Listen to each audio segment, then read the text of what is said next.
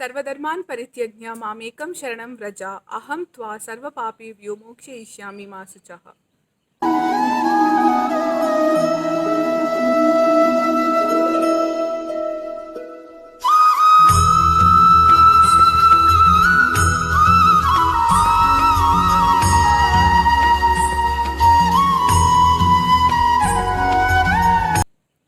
Hi everyone, welcome back to my YouTube channel. This is Amrita. We are watching the Mahabharat series and we have reached the story until where the Pandavas and Kauravas are born. Bhishma is the Pitamaha in the city of Hastinapur. While that story continues in one path, at the same time, in another place, our hero is born. पवित्राणाय साधूनां विनाशाय च दुष्कृतां धर्म संस्थापनार्थाय संभवामि युगे युगे.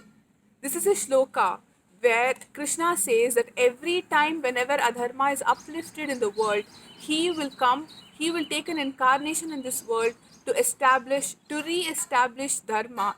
So now, in the Dwapara Yuga, there is a lot of adharma that's happening all over the world. So all the devas together go and request Lord Vishnu to take birth as a human form to establish dharma. Whenever Lord Vishnu decides to take birth, all the devas also decide to take birth to come descend in this earth so that they can help Lord Vishnu in accomplishing his mission. Now, there is a kingdom called Mathura and the king is King Ugrasena.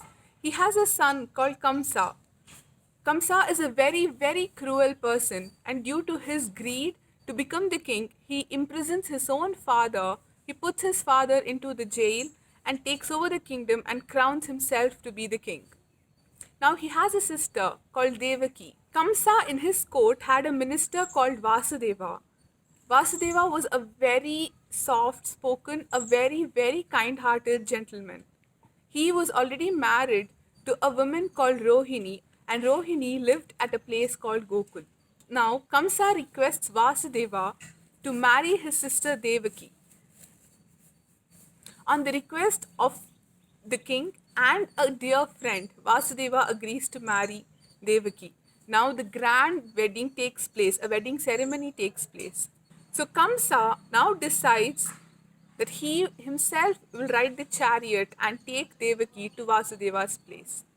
On the way, when they are riding the chariot, a sudden sound from the sky appears and warns Kamsa, telling that it is the 8th child of Devaki and Vasudeva that would kill Kamsa, that would be the end of Kamsa. Now, as every human being, Kamsa is also very, very scared of death. So he immediately decides to kill Devaki so that there would be no child born and in turn he wouldn't have to die. But Vasudeva requests him and pleads him not to do so, and that promises to hand over every single child that is born to them to Kamsa so that he spares Devaki. Due to Vasudeva's requests and thinking that it was a better idea to kill the children than Devaki herself, Kamsa agrees and imprisons his sister Devaki and her husband Vasudeva and puts tight security around the jail so that every time a child is born, the news would immediately go to him and he would be there to kill the child. Now, the first child is born. Eventually, Kamsa gets to know that through the guards. He kills his child immediately. Second child, third child, fourth child, fifth child, sixth child. He kills all the 6 children brutally, heartlessly. The couple are devastated. They don't know what to do. They are so worried and depressed on losing their beloved kids to Devaki's brother. Now, the tricks and the plays of the Lord begins.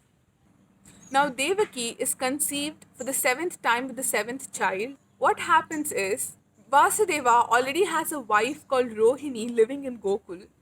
So, the fetus that is formed in the womb of Devaki is gently transferred to the womb of Rohini through magical powers by the Lord, of course. And here, it seems as though Devaki has actually got an abortion, that the child has been dead in the fetus, but actually the child is being transferred to Rohini's womb and she carries the child and she becomes pregnant. And that is none other than the Adishesh, the serpent on which Lord Vishnu lies, eventually growing up to be called Balaram, Krishna's elder brother, Balaram. But here in Mathura, everybody assumes that since the child is not there, they assume that Devaki has actually got an abortion. Now Devaki is pregnant for the eighth time with the eighth child. It is beautifully explained as to how Devaki was feeling when she was carrying the Paramatma, the Lord Himself. Every time she lied down, she felt as if she was lying on top of a flesh, and that was the snake Adishesha that had actually taken to take care of the Lord that was present in her womb. Every time she used to walk, it used to be as if she's flying, and that Garuda has actually come to take care of the Lord. She was glowing beautifully. Remember how I told you Vasudeva's first wife Rohini lived in a place called Gokul, and she was staying with Nanda Gopal and Yashoda. Now, at the same time when Devaki is pregnant, Yashoda also becomes pregnant, and Durga Devi decides to take an incarnation, and she decides to be the child of Yashoda. On Ashtami, the day that the Lord is being born, it is raining heavily. It's raining cats and dogs. It is so dark outside. Devaki can feel that she is going to deliver the child any minute. The guards outside the jail automatically fall asleep, and a beautiful child is born. It is so dark. It is gorgeous. It is so gorgeous. It is so dark. It is so pretty. The other name for Krishna is Neela Megha Shyama, which means a person with a very, very dark skin. The baby is wearing a yellow color dhoti. The baby does not cry. It stays very, very silent. The parents are shocked. Devaki and Vasudeva are just stunned by the look of the baby. They are mesmerized. They are just dumbstruck. The baby talks. The baby starts talking to Vasudeva and tells him to take him to Gokul and take the child of Yashoda that is being born back here. Vasudeva decides to take the child to Gokul. Now it's raining heavily outside. The Yamuna river is flowing at a very, very high rate. He has to take a newborn baby across the river from Mathura to Gokul. He doesn't know how to do it. Yet, he takes the baby, puts it in a basket, puts the basket on top of his head, and starts walking. His handcuffs are released automatically outside. All the people who are guarding the jail fall asleep automatically. The gates are getting opened. It's like magic that's happening. Vasudeva keeps on walking. He can see rain everywhere. He can feel that it's raining, but not a drop of water fell on him. He was shocked. How could such a thing happen? And when he looked up, it was Adisesha that came as a snake, as an umbrella to protect the Lord from the rain. And on top of Adisesha, Garuda is flying. Not a single drop of water is being fallen on the Lord or on Vasudeva. Vasudeva keeps walking. Now he has come to Yamuna where he has to cross the river. The river flow is just humongous. Due to the heavy rains, the river is flowing. But as we all know, that anything is possible by the Lord.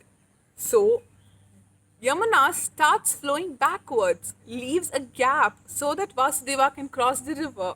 How beautiful would that be?